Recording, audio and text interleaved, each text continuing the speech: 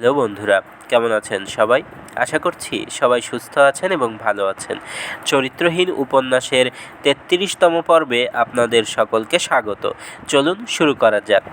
কিরণময়ীকে সতীশ দেবী মনে করিত, তাহার সমস্ত কথাই একান্ত শ্রদ্ধায় বিশ্বাস করিত। তিনি বলিয়াছিলেন, দুঃখের দিনে আবার দেখা হইবে।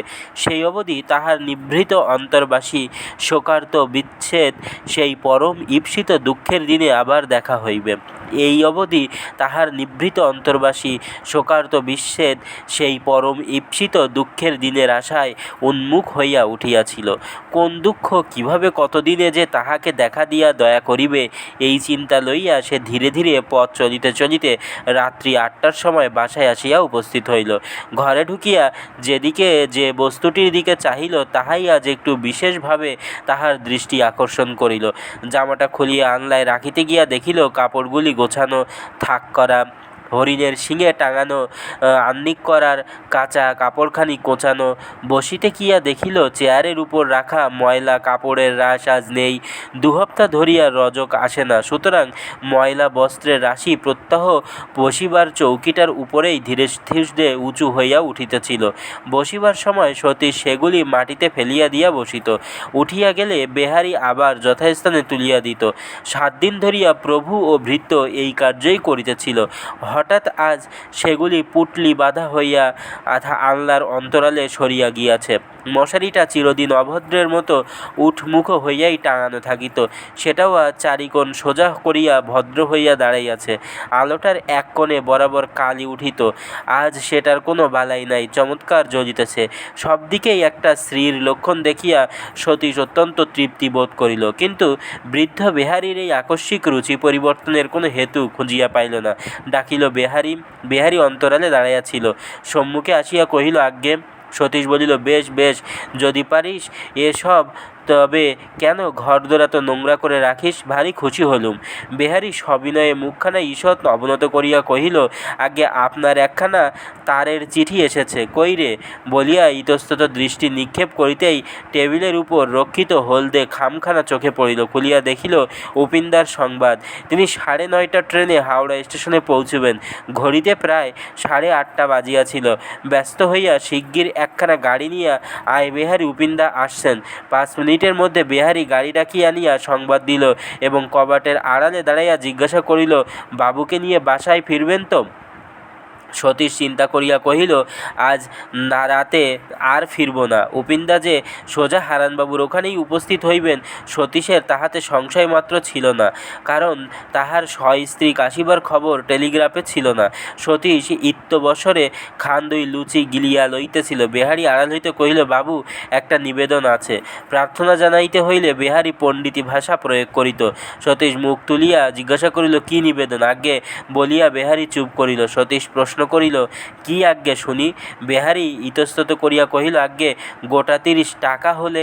সতীশ বিস্মিত হইয়া কহিল, পরশুও তো ৩০ টাকা নিলি, বাড়ি পাঠিয়েছিলি?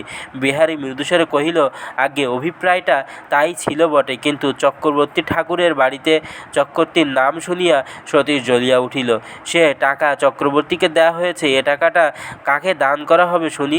আগে দান নয়, একজন বড় দুঃখে পড়ে কর্জ চাইছে। আগে কর্জ আর তাকে কি দিব? সতীশ অধীরভাবে দাঁড়াইয়া উঠিয়া কহিল, তোমার থাকে তুমি দাও গে বেহারি, আমি এত বড় লোক নই যে রোজ টাকা নষ্ট করতে পারি, আমি দিতে পারবো না। এবার বেহারি জিদ করিয়া বলিল, না দিলেই নয় বাবু, না হয় আমার মাইনে থেকে দিন। মাহিনের নামে? সতীশ চমকাইয়া উঠিল। মাহিনের টাকা এ পর্যন্ত কত টাকা নিয়েছিস বল তো বেহারি?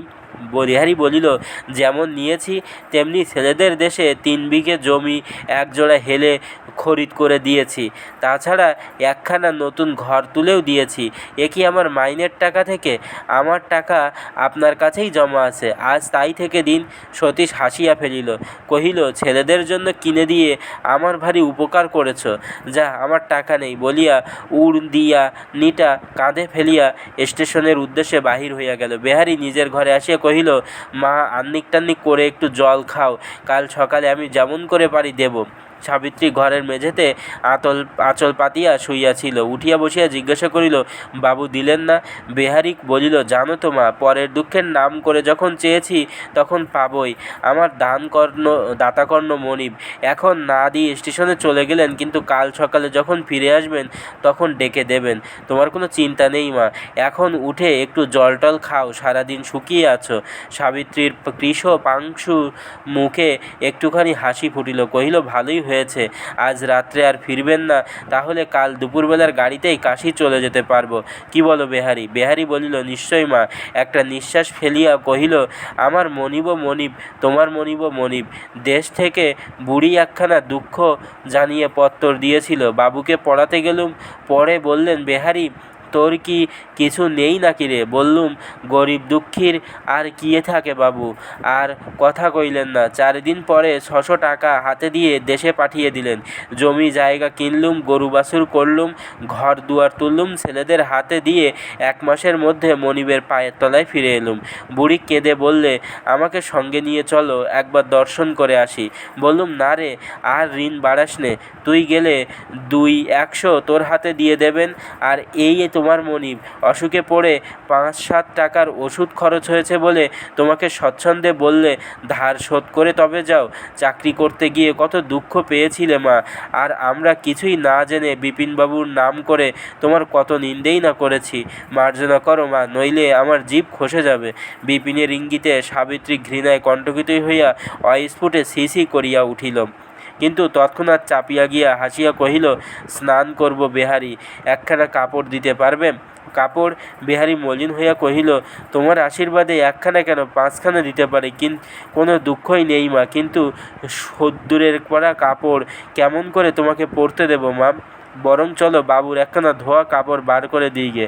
বেহারি দেবদ্বিজে অত্যন্ত ভক্তিমান, অতএব প্রতিবাদ নিষ্ফল বুঝিয়া সাবিত্রী সম্মত হইয়া তাহার অনুসরণ করিয়া ঘর হইতে বাহির হইয়া গেল।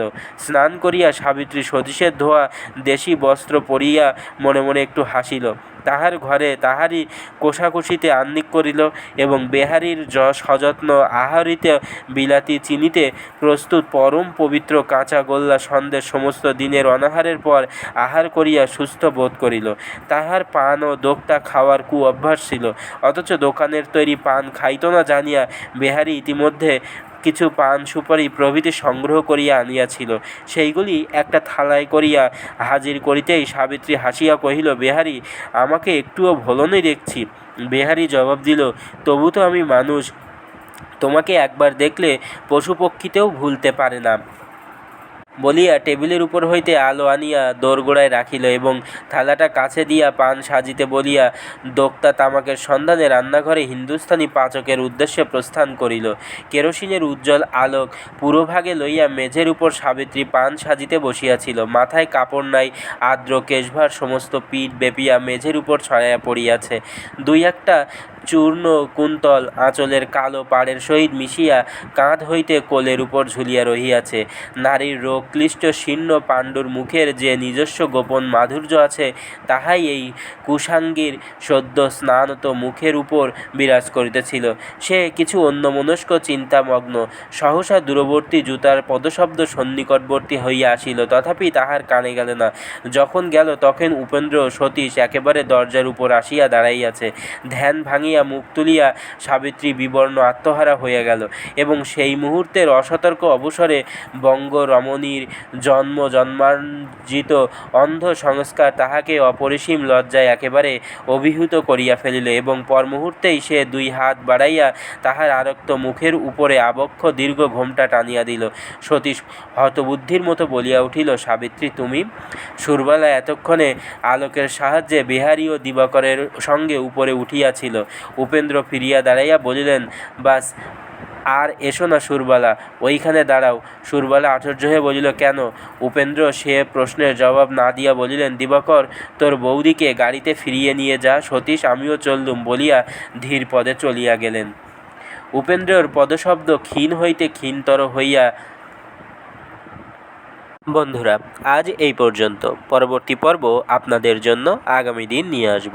ততক্ষণ পর্যন্ত সবাই সুস্থ থাকবেন, ভালো থাকবেন। ধন্যবাদ সকলকে। শুভ সন্ধ্যা।